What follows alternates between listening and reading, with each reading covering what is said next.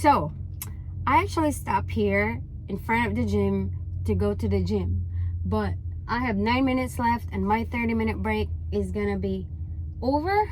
I think I don't have to go to the gym anymore because I just made a video for you guys. So I hope you stick around and watch my video. And if you like my video, please hit the thumbs up. And if you have any suggestion or question about new videos from me, let me know. Bye bye. Hey guys, what's up? How's everybody doing? I am back. It is 2025 and happy New Year's, you guys. Well, good news, I'm still in trekking. So I'm actually taking my 30-minute break, and I just want to give you guys an update and some good news. Guess what, you guys? I am petitioning my parents to stay in the US. Oh my god, that is pretty awesome, you guys. It is, but it's a big responsibility. Well, I don't know if you guys watched my previous video or my video before. Well, my parents came to the US last summer. They got a tourist visa, and then after that, you know, they actually like it, and I decided to file a paper for them and petition them to stay. So that being said, that means they are not going home. So if you guys are waiting for my mom, they're not going home. I'm just teasing, but yeah, that's true. They're not going home until they have the paperwork, okay, to a paperwork that allows them to leave the United States and then come back to the US. Well, so this is the timeline I'm gonna give you guys, just in case you guys are thinking about petitioning your parents to.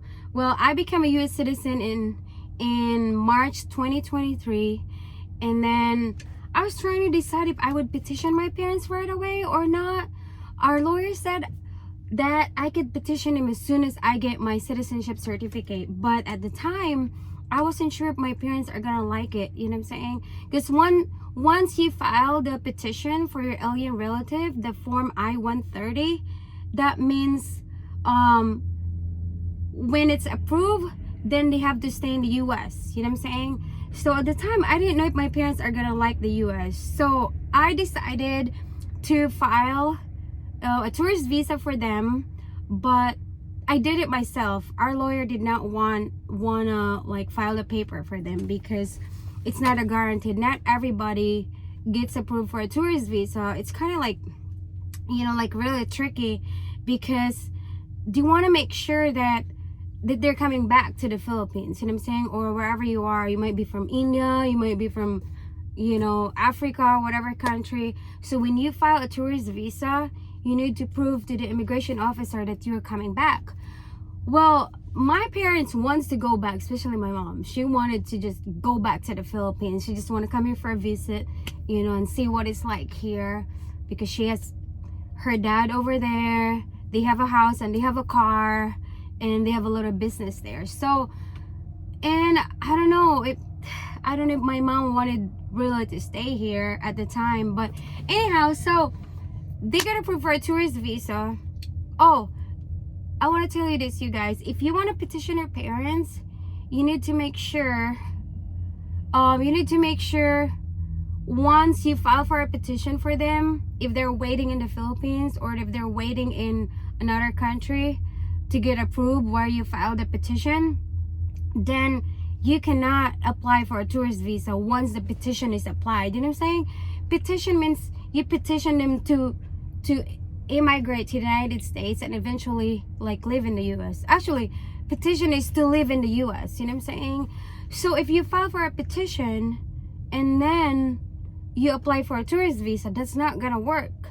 You know what I'm saying? Because it would be hard to prove to the immigration officer that they're just coming to the US for a visit if you already filed for a petition for them to move to the US. You know what I'm saying? So that applies also to if you have a fiance, if you have a girlfriend or a boyfriend that live outside the United States and you are a US citizen. If you want them to move to the US, or if you want to see them, if you can't afford to fly to see them in the country, then they can apply for a tourist visa to come to the US for a visit. But that's also tricky, because if they find out they have a fiance or they have a boyfriend or what, that might be hard to get approved, because they're gonna think that, oh, she has a boyfriend, she has a man in the US, so that person might not want to go back to the Philippines. What you could do is you need to apply for a K1 visa. K1 visa is a 90-day visa, and you have that 90-day to decide if you're gonna marry that person. You know what I'm saying? But actually, I don't want to go to a K1 visa. I just want to go to my parents' visa. Well, so you just bear in mind that thing, like if you have an intent to immigrate to the US, then you do not want to apply for tourist visa, because that's already a violation of the visa. You know what I'm saying? Anyhow, so long story short, so my parents wanted to stay. She ended up wanting to stay, you know, and so I filed a paper, and there's a lot of paperwork that I filled up. Actually, I didn't fill it up. Oh no, I did fill it up. So we ended up hiring a lawyer. You don't have to hire a lawyer because it's a lot of money, but with my situation, I'm a truck driver, I'm always over the road, you know, so we ended up hiring a lawyer. And so when you hire a lawyer, they do everything. They do all the paperwork, fill it up. But with our lawyer, I still have to enter some information in the computer, and they have to get to sort through everything, make sure everything are filed correctly. So once we paid the lawyer, and then we paid the amount, the immigration fee or the form, then they submit the form. And then my parents' paperwork was actually submitted in December 23rd. And another good news is, so once it was submitted in December 23rd, we were basically, their case was basically under Biden's administration and it's not under Trump's administration. So our lawyer advised us to make sure you file the paper before Trump's get into the office. I don't care who the president is, but with this case, my parents' case, as far as what our lawyer said, we have to submit it before Trump sits in the office. So we were able to do that. The thing that our lawyer said, once Trump gets into office, it might be a little hard, you know, might be a little hard to process the paper. It's gonna take a while to get approved or what. Or one thing, specific thing that our lawyer said, that they might require interview for their case. If it's a parent-daughter-parent case or a parent-daughter case, it doesn't normally require an interview. But if it's a K1 visa, if you're petitioning your fiance or your spouse, it requires interview, because they want to make sure that your relationship is real. You know what I'm saying? But as far as parents, it's not required. But with Trump's administration, he want everything to be interviewed. But we're gonna find out, and I'll give you guys an update. Well, anyhow, so the timeline for my parents was December 23rd, and we got a letter that it was received. It was kind of like tricky. I think I'm gonna make a different video. So the receiver paper and the paper that they sent to us, the immigration, they were scheduling for biometrics. So with that being said, that means that's pretty fast. That's pretty darn fast, because when I filed my paper, it took like 4 months before they scheduled me for my fingerprints. So that was crazy, but I'm actually excited. So now next week, it's actually next week, my parents' biometrics is scheduled. Biometrics is basically the fingerprints. They're gonna take your facial features, your height and stuff, and they're gonna put it in the computer to make sure that that's who you are, that's in a paper, or the beneficiary. Well, anyway, so I'm actually excited, you guys. It's a big blessings for my husband and I. It just tells us that I can do trucking a little longer. I don't have to quit trucking because I have my parents here. And but who wants their parents here? You guys. Filipino. If you get a wife, I don't blame you if your wife wanted your parents here, but sometimes it doesn't work all the time. I want to say that because some parents doesn't want to move to the US, they just want to stay in the Philippines.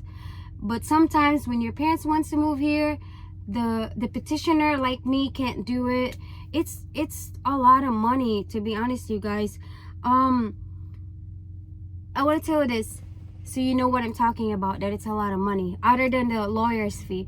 Well, when my husband filed for my adjustment of status, the work permit and the advance parole, and then the what else, yeah, it didn't cost anything. The only thing that cost was the adjustment of status. Now you have to pay for the work permit and the social security card, and you have to pay for the advance parole.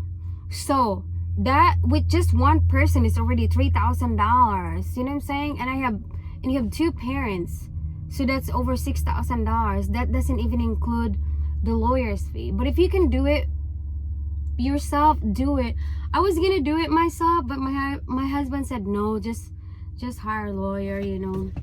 But anyway, but yeah, so that's it, you guys. So that's something to expect for this 2025, is how soon my parents is gonna be a resident in the US. I'm super excited, you guys. And if you guys are thinking about petitioning your parents, and if you have some question, just leave it below, you guys. I can give you some information.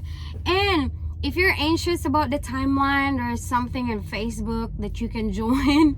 I joined a group. It's called I-485 adjustment of status, and everybody would update, you know, their case and stuff like that, and they can ask question what to expect. But I'm super excited. Oh, I want to congratulate also my friend that just got married last March.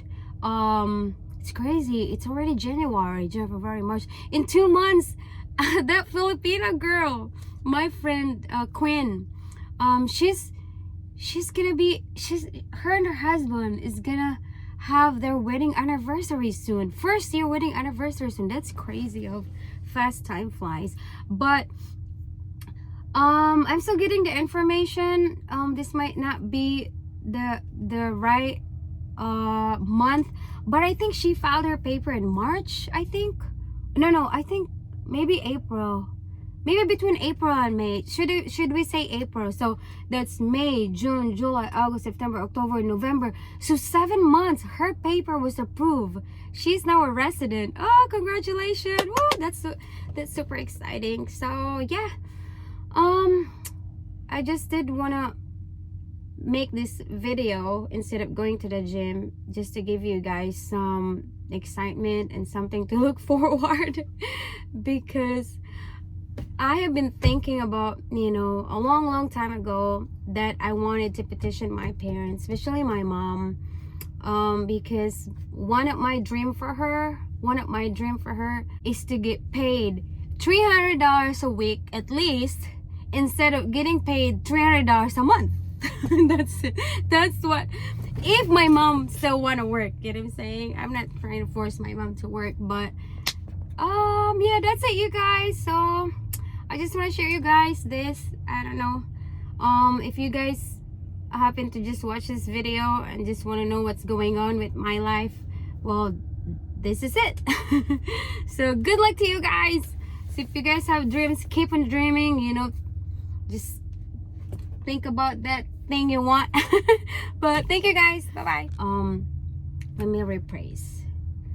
One of my dreams for my mom is to get paid correctly, or get a job that pays like you're a normal, I don't know how to say it. Okay, I know how to say it, I just don't know, I just forgot how to say it. Okay, one of my dreams is for my mom to get a job where she get paid the same amount as what everybody gets paid. Oh no, maybe that's right. Oh my gosh.